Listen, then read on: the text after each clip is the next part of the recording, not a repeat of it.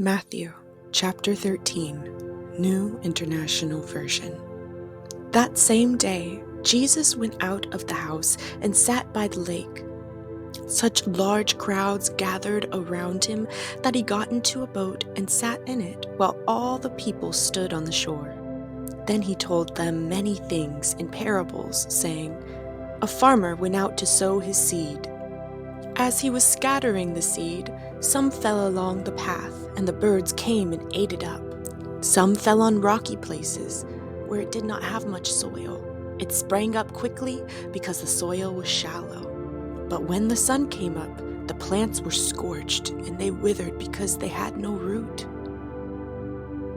Other seed fell among thorns, which grew up and choked the plants. Still, other seed fell on good soil, where it produced a crop, 100, 60, or 30 times what was sown. Whoever has ears, let them hear." The disciples came to him and asked, "Why do you speak to the people in parables?" He replied, "Because the knowledge of the secrets of the kingdom of heaven has been given to you, but not to them. Whoever has will be given more, and they will have an abundance. Whoever does not have, even what they have will be taken from them. This is why I speak to them in parables. Though seeing, they do not see. Though hearing, they do not hear or understand. In them is fulfilled the prophecy of Isaiah.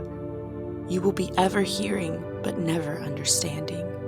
You will be ever seeing, but never perceiving. For this people's heart has become calloused. They hardly hear with their ears, and they have closed their eyes. Otherwise they might see with their eyes, hear with their ears, understand with their hearts, and turn, and I would heal them. But blessed are your eyes because they see, and your ears because they hear. For truly I tell you, many prophets and righteous people long to see what you see but did not see it, and to hear what you hear but did not hear it. Listen then to what the parable of the sower means.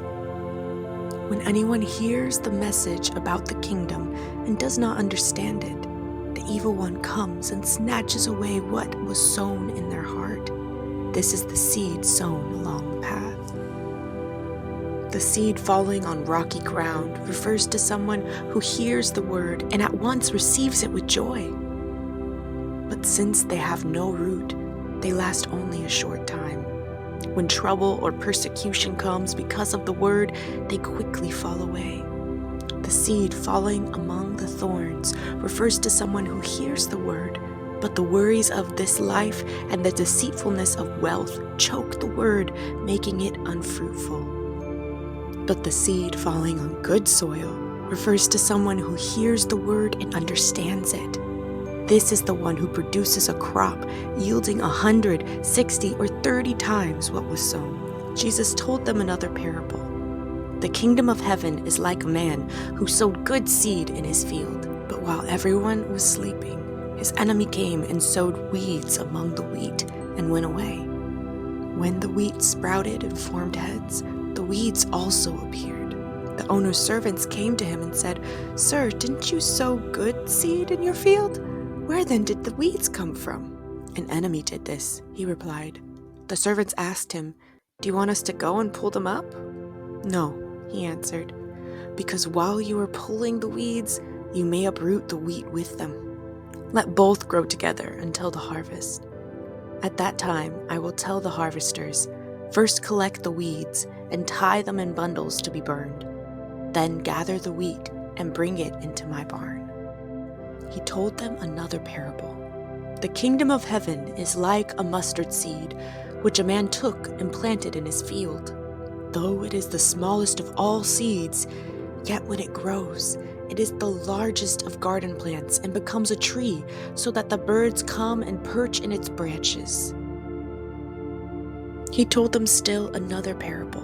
The kingdom of heaven is like yeast that a woman took and mixed into about 60 pounds of flour until it worked all through the dough. Jesus spoke all these things to the crowd in parables. He did not say anything to them without using a parable. So was fulfilled what was spoken through the prophet.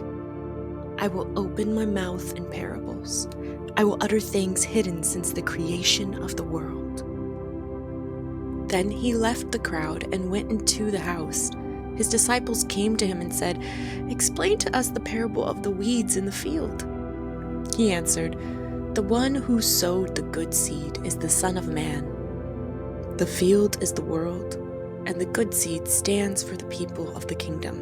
The weeds are the people of the evil one, and the enemy who sows them is the devil. The harvest is at the end of the age, and the harvesters are angels.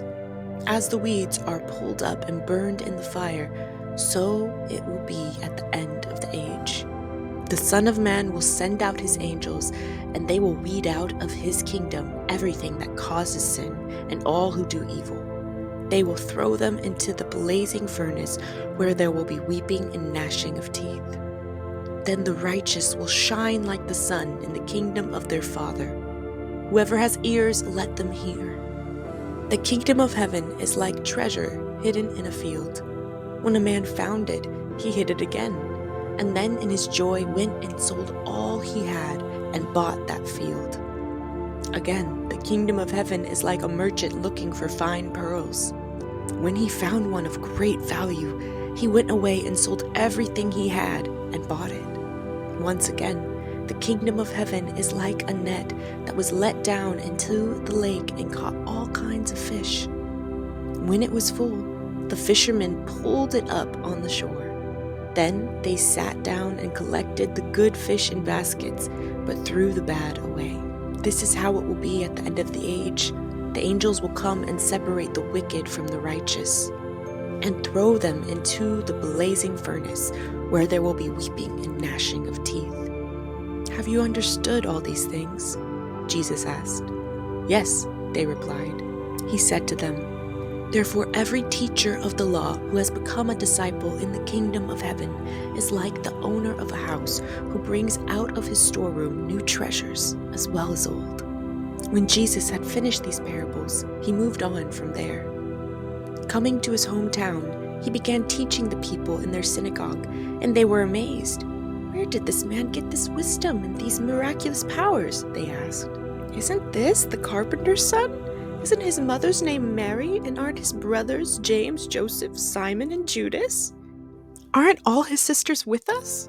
Where then did this man get all these things?" And they took offense at him.